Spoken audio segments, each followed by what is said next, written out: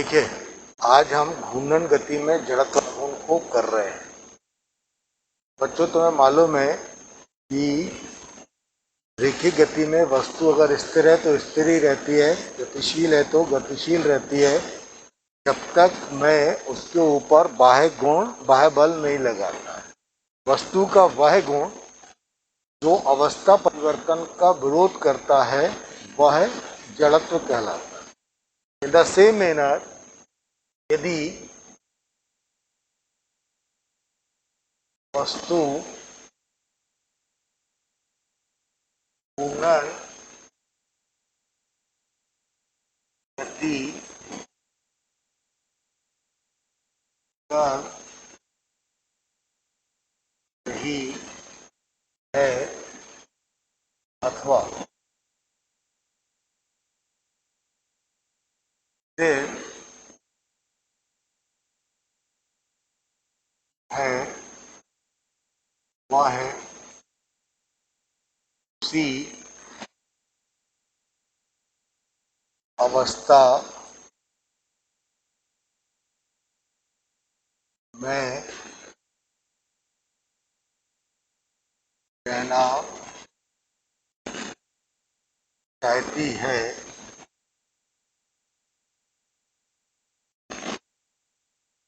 जब तक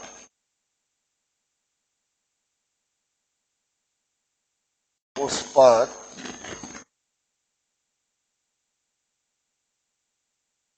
बाह्य बल आघूर्ण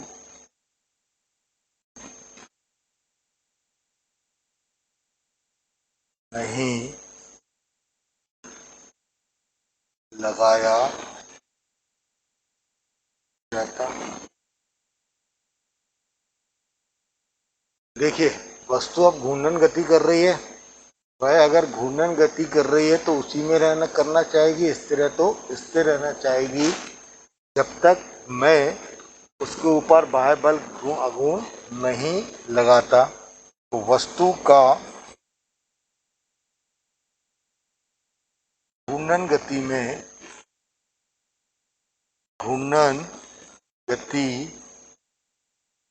में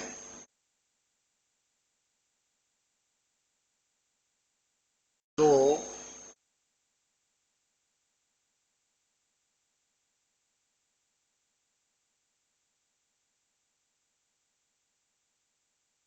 जड़त्व का होता है वह जड़त्व आघूर्ण से मापा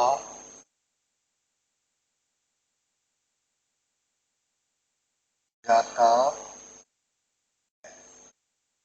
देखिए, जैसे रेखीय गति में वस्तु गतिशील है तो गतिशील ही रहना चाहती है, स्थिर है तो स्थिर ही रहना चाहती है, वैसे ही घूर्णन गति में वस्तु घूर्णन गति कर रही है तो उसी घूर्णन गति को करता रहना चाहेगी, स्थिर है तो स्थिर रहना चाहेगी। वस्तु के इस जड़त्व का मापन हम जड़त्व आघूर्ण से करते हैं। तो मान लीजिए, और इसे I equal to m1 r1 square plus m2 r2 square dash mn rn square, या I equal to sigma mi ri square, I equal to 1 to n ले लेते हैं। इससे हम करते हैं। तो मान लीजिए ये एक कोई वस्तु है, ये घूर्णन अक्ष है, यहाँ पर बहुत सारे कैसे हैं, द्रव्यमान है। यहाँ पर मैंने ये द्रव्यमान कितने ले लिए, m1 m2 m3, ऐसा करते करते mn ले लिए। की दूरी r1, इसकी दूरी r2, इसकी दूरी r3, इसकी दूरी r है। तो इन सबका जो गड़जड़त्व आघूर्ण आएगा वो हम सिग्मा एम आर इस करते कैलकुलेट कर लेते हैं। तो सिग्मा एम आर स्क्वायर मेरे को एक ऐसी उत्तर राशि बताता है जो वस्तु घूर्णन अवस्था में है तो घूर्णन अवस्था में रहती है गति से, और अगर रेस्ट में या विश्राम में है तो विश्राम में ही रहती है, और उस अवस्था का विरोध करती है। इसका मापन जिस क्वांटिटी से हो रहा है वह जड़त्व आघूर्ण कहलाता है। तो देखिए हमारे पास क्या हो गया, अगर मैं हो तो देखूं तो वस्तु का जड़त्व आघूर्ण, ठीक है, और वन द्रव्यमानों के द्रव्यमानों पर दूसरा द्रव्यमान के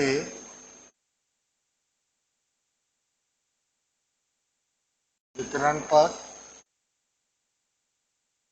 नंबर थर्ड द्रव्यमानों की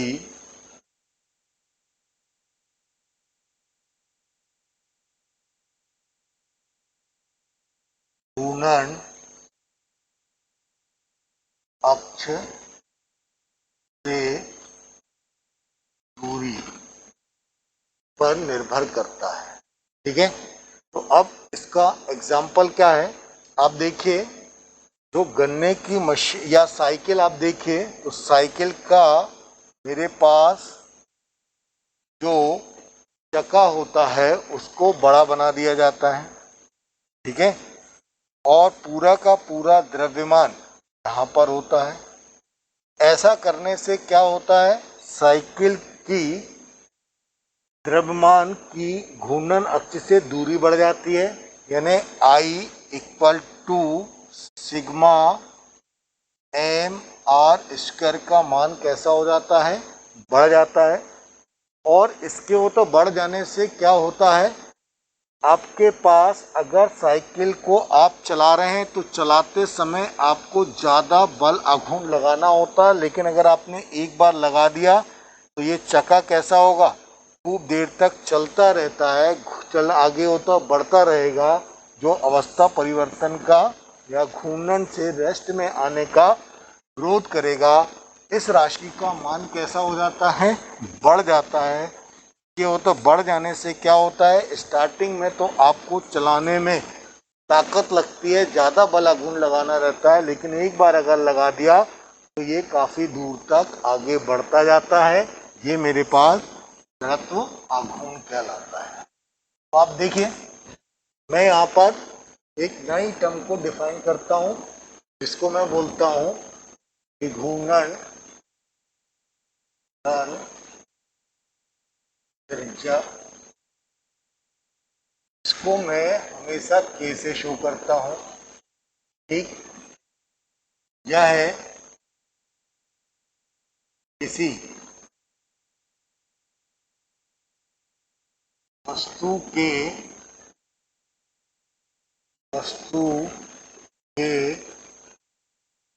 द्रव्यमान केंद्र घूर्णन अक्ष से वह दूरी है जिसका जड़त्व आघूर्ण समस्त कणों के जड़त्व आघूर्णों के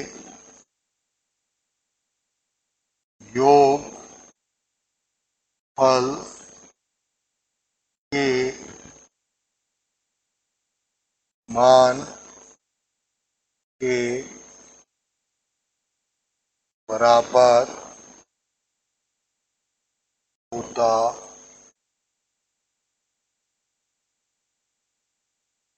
तो देखिए, मैंने आपको तो बताया था द्रव्यमान केंद्र क्या होता है।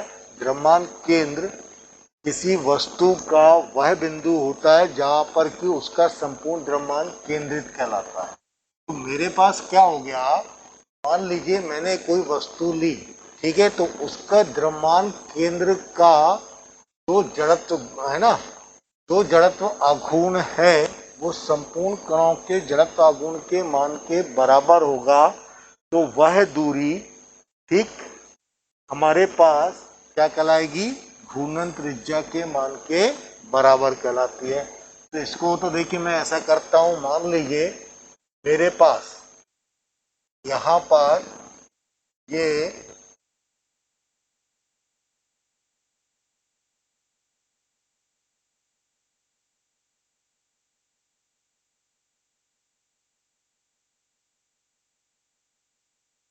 मान लीजिए मेरे पास ये कोई वस्तु है, ये घूर्णन अक्ष है, यहाँ पर मेरे पास बहुत सारे द्रव्यमान है। यहाँ पर द्रव्यमान m1 इसकी दूरी r1, यहाँ पर मान लीजिए m2 द्रव्यमान दूरी r2, ऐसे n कण है की दूरी rn है। मैं इस वस्तु पर एक ऐसा बिंदु ले लेता हूँ जिस पर इसका संपूर्ण द्रव्यमान कैसा हो गया, केंद्रित मान लिया। तो इसको मैं द्रव्यमान केंद्र बोल देता हूँ और इसके बीच की यहाँ से दूरी k के बराबर होती है और इसके लिए मेरे पास m कितने के बराबर हो गया, का द्रव्यमान के बराबर हो गया। ठीक, तो मेरे पास कैसा होगा, इसलिए द्रव्यमान केंद्र का जड़त्व आघूर्ण योग है कितने के बराबर, आई कितने के इक्वल हो गया, m a स्क्वायर। ठीक है, हमने मान लिया कि ये वस्तु का द्रव्यमान केंद्र यहाँ पर P पर है, ठीक, और यहाँ पर m इसका द्रव्यमान है, इसका जड़त्व आघूर्ण है। बट आप देखिए आपके पास I इक्वल टू कितना है, यहाँ पर m1 r1 square plus m2 r2 square dash mn rn square. ये कितने के बराबर हो जाएगा, m के स्क्वायर, मेरे पास कितना जाएगा, m1 r1 square plus m2 r2 square dash m n r n square. तो मैंने ये मान लिया कि इस बिंदु का जड़त्व आघूर्ण समस्त कणों के जड़त्व आघूर्ण के मान के बराबर है। तो देखिए मेरे पास k की वैल्यू कितनी आ जाएगी, अंडर रूट, अगर इसको मैं करूं तो m1 r1 square plus m2 r2 square dash mn rn square upon capital N। यदि मेरे पास कितना हो गया, m1 equal to m2 equal to mn equal to m और कैपिटल M कितने के इक्वल हो गया, mn। नंबर ऑफ पार्टिकल हमने कितने मान लिए, या नंबर ऑफ कण कितने मान लिए हमने, n मान लिए। एक का द्रव्यमान m, तो n कणों का द्रव्यमान mn के बराबर हो जाएगा। तो k का मान यहाँ पर कितना आ जाएगा, k बराबर m को कॉमन ले लीजिए, तो हो जाएगा r1 square plus r2 square dash rn square. नीचे कितना आ जाएगा, m इंटू n, m और m कैंसिल, तो मेरे पास फाइनल रिजल्ट यहाँ पर आएगा k equal to under root, यहाँ पर क्या बचेगा, r1 square plus r2 square dash R N square upon N, ये मेरे पास इसका फाइनल रिजल्ट आ जाता है। तो मेरे पास R1 square plus R2 square plus RN square upon N, ये मेरे पास विखंडन त्रिज्या का मान निकल आता है। इसको नोट करेंगे, ये दोनों टर्म इंपॉर्टेंट है।